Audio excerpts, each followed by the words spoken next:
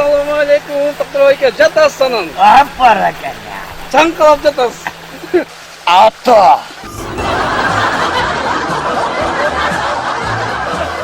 Жатпаяндан эмне? Туруп турайын бана неме. Кандайсыңар анан, Келгиле, кел атыпсыңар, эт ішіп алып. Doktor Ayke. Sizge bir işler menен келдик элек. Ne iş, emne iş, kolumdan gelebi? Эртең мал базар экен. Анан сиз бода малдарды жакшы разбирать этесиз да. Разбирать этпегенде ушул жашка чыккалы, ушу бода малды разбирать эте албай өлтүрмүн буга. Атасыңар, эмне кылышым керек анан? Бир бода малдарды бир караш койбойсузбу? Бер жагы кандай болот? Бер жагы.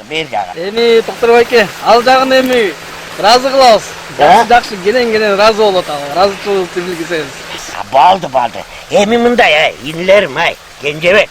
Мындай да, мени тамтаңдатып базарга алып барып эмне кыласың? Мен бул жерден айтып берейин. Угуп тур.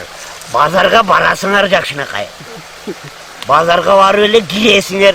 Киргенде эч жакты карабагыла, жана бодо малдардын буттарын карагыла. Макулбу? Буттарын.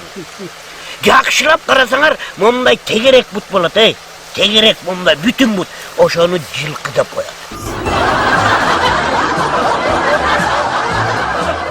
Анан жанагы тегеректин эле ортосунан тилип салганда мындай ачакей, ошорекини уй деп коет.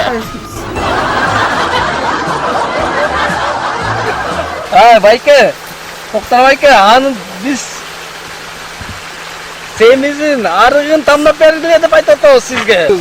Какой анан бода малдын семизин арыгын деп айтпайсың анан, ошону тандап бер деп айтпайсыңбы? Кел, бода малдарды разбирать ете аласыз. Мен силерди уйду, жылкыны тааныбайт экен деп атпаймынбы? Кудайдан өзүңөр, мына кыргызча сүйлөгүлө да. Мен дагы ато деп коем, ато.